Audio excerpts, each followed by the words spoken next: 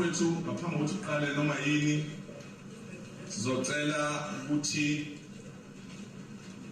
sicele ovela ebukhosini omele ubukhosi ubaba induna uMahlobo ukuba aze ngaphambili azosemukela avule ngokusemthethweni lo mcimbi nanokuthi ubukhosi bukhona phakathi kwethu. Ubaba uMahlobo angeza ngaphambili induna uNtombela.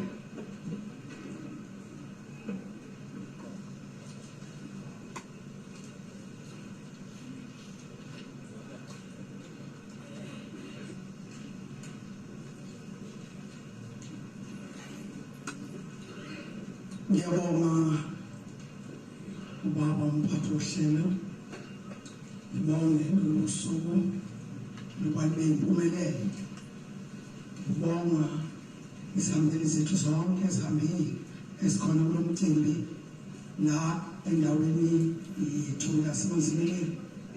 Ngimi lapha ngize uzomukela bonke abahlobo bethu ukuba abazizwe befudumele besekhaya.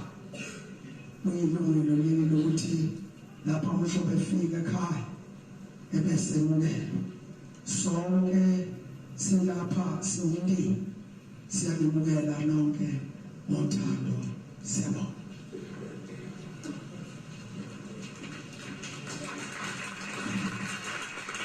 Kakhulu ukwemukeleka emzini omkhulu waseMzimleni. Umuzi lona omkhulu wenkosi uSibawuza Salukhethe uSuthuma Dwendlala umfushane ingozi yethelana yena-ke ebese-ke edlala inkosi le esiphethe njengamanje la inkosi kaMzimela ngeke ngisho kakhulu kodwa-ke inkosi umntakamama ithe uma ngizelanga ifolela indaba angifuni uma ngiphosele esigodini bese inkosi bufunani la ungambikelana. Sibonge kakhulu bakwethu. Besizocela futhi ukuba ibhendi ibuye izosinandisa.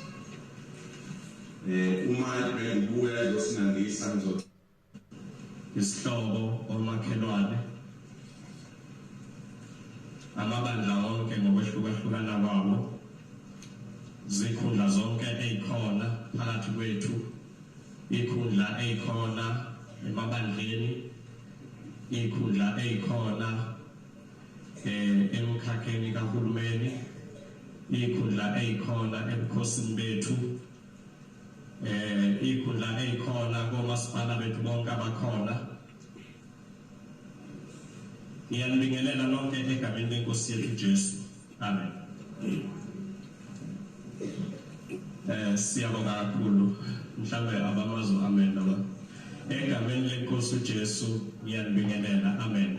Amen. Ake nisho kakhulu ukuthi amen. Amen. Siyabonga ngenzela ukuthi nazi ukuthi akuyi umuntu nje lo omi phambi kwenu kodwa incebo kaNkulunkulu.